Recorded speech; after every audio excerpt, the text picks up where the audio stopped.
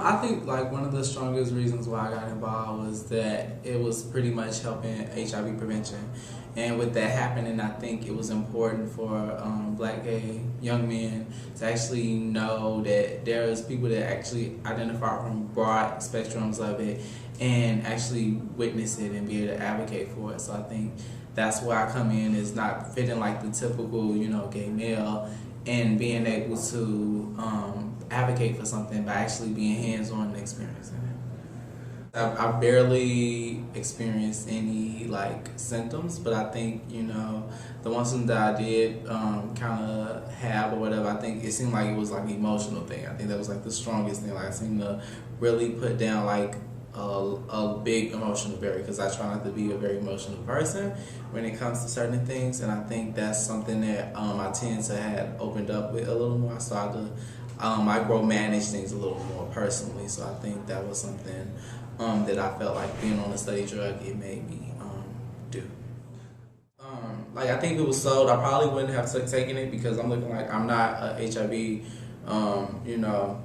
person, or me, I don't have it, and I think with that happening or whatever, I probably wouldn't have leaned towards actually taking it or getting involved. But I think like it goes back to the whole like black gay men's and how we should really start opening up our eyes and ears to what's in front of us, which is places and resources and prevention things like this to help get us to a place where before we even get to a state of having HIV, we can see exactly what we need to do, how we need to do it, and when we should be taking the right precautions and the steps to be efficient when having sexual activities. All about like how efficient it is. Like if it was solid and it was 100%, yes, I would be taking it. But if it's still like in the process of the kinks being worked out, maybe not. Because then I would kind of be relying on this more so than actual protection, because this supposed to be like the new form of protection. So I think I would end up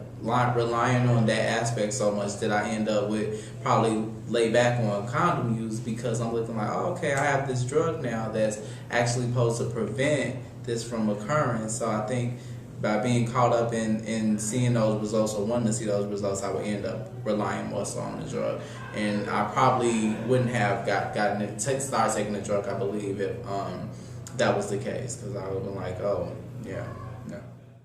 I believe in wrapping it up just like the rest of the girls should be doing, and I think things would be better if we pay more attention to not about just wrapping it up, but the results of if not and if so. So like if you are wrapping it up, you know what to expect out of the outcome, at least a good 87% of the time. And I think if you're not wrapping it up, then you know what can happen, the other percentage of the time. So I think that's something that keeps me focused on wanting to, stay protected and do the right thing. It up or whatever, it's like a level empowerment, because that's showing that you're in control of what you do, how you do it, and when you do it. And when you feel that way or whatever, I think you kind of come to like that whole responsibility thing of knowing how to take the right steps in order to be responsible, which starting sexually, that's like one of the most important ones.